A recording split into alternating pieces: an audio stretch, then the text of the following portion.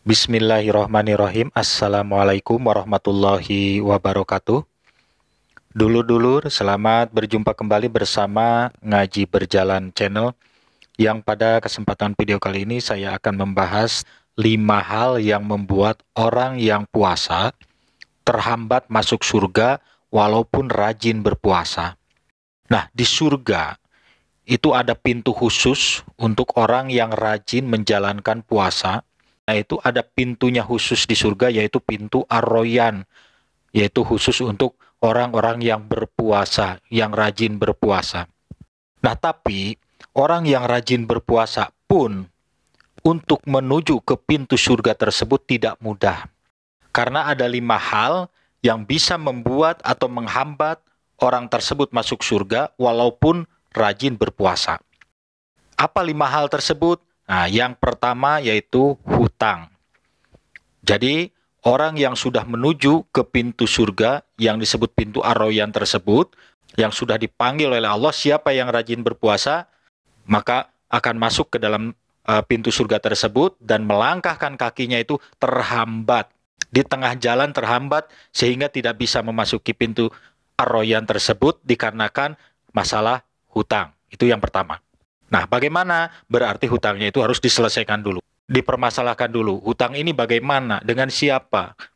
Supaya bisa lolos ke surga nanti, itu harus diselesaikan dulu. Karena selama masih ada hutang, dipermasalahkan. Bagaimana itu bisa sebentar atau lamanya kita proses penghitungan hutang tersebut? Ya tergantung hutang itu bisa beres cepat apa tidak.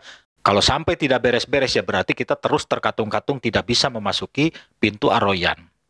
Nah, kemudian yang kedua, yaitu menumpuk-numpuk kekayaan. Rasulullah Shallallahu Alaihi Wasallam bersabda, "Aku berdiri di depan pintu surga, ternyata sebagian besar orang yang memasukinya adalah kaum miskin. Dan ternyata orang-orang kaya tertahan untuk menjalani perhitungan." Hadis riwayat Muslim. Sebenarnya banyak hadis-hadis Nabi tentang orang yang kaya tertahan tidak bisa masuk surga karena harus melalui proses perhitungan hartanya.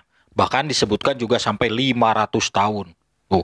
Saking banyaknya. Nah, bagi kita, ini bukan berarti orang itu tidak boleh usaha atau tidak boleh istilahnya mencari kekayaan. Boleh.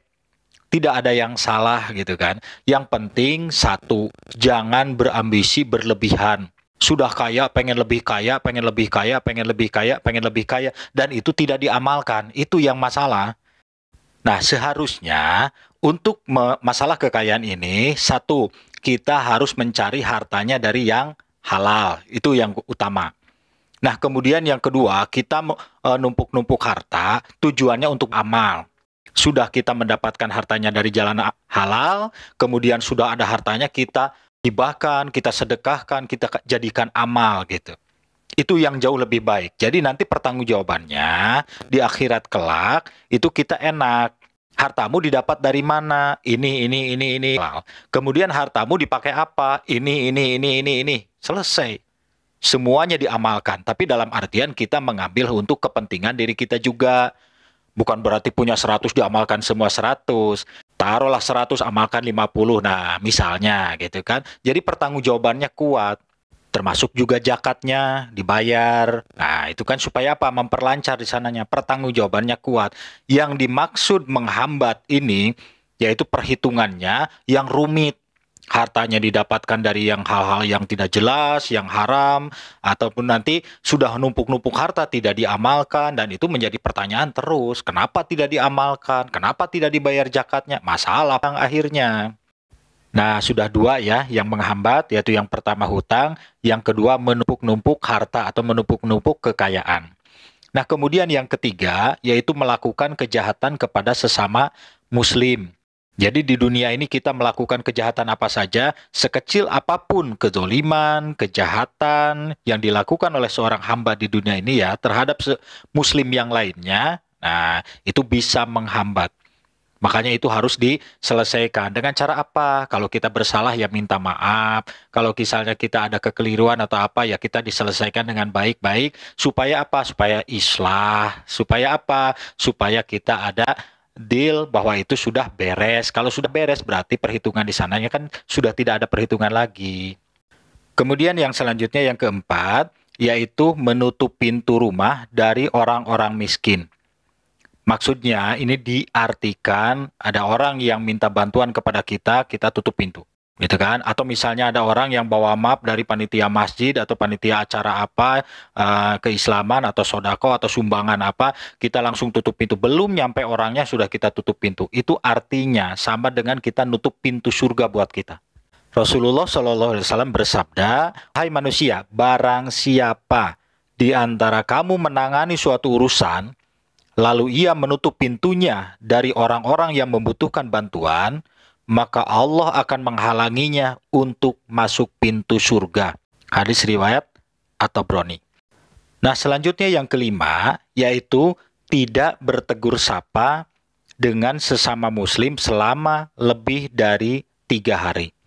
Nah, ini sudah pada tahu semua ya. Jadi kalau misalnya muslim berseteru gitu kan dengan sesama muslim, jangan lebih dari 3 hari. Kalau sampai lebih dari 3 hari, terus kita masih musuhan, kita masih berseteru, tidak ada yang mengalah, nah itu nanti menghambat perjalanan kita di akhirat. Walaupun kita rajin puasa, taat puasa, nilai ibadah puasa kita itu tinggi, bahkan kita sudah dapat panggilan dari Allah untuk masuk ke pintu Ar-Rayyan, masuk ke pintu surga melalui pintu Ar-Rayyan tersebut, melangkahkan kakinya terhambat, dijegal, terjegal. Masih ada urusan apa? Permasalahan perilaku kita yang tidak bertegur sapa selama 3 hari. Jadi maksudnya jangan lebih dari 3 hari kalau urusan. Tapi jangan diartikan nanti aja kalau sudah 3 hari baru minta maaf. Oh jangan. Maksudnya secepatnya lah. Jangan lebih dari 3 hari gitu. Maksudnya secepatnya selesaikan. Supaya apa? Supaya kita mulus untuk perjalanan kita ke surga Allah. Sangat disayangkan kalau ibadah kita sudah bagus, sujud kita sudah bagus, amal kita banyak, terhambat hanya hal-hal yang sepele. Ya, baik, demikian saja. Mudah-mudahan video ini bisa bermanfaat untuk kita semua. Terima kasih. Silahkan di like, komen, dan subscribe. Dan di share videonya siapa tahu bermanfaat juga untuk orang lain. Terima kasih. Wabillahi taufiq wal hidayah. Wassalamualaikum warahmatullahi wabarakatuh.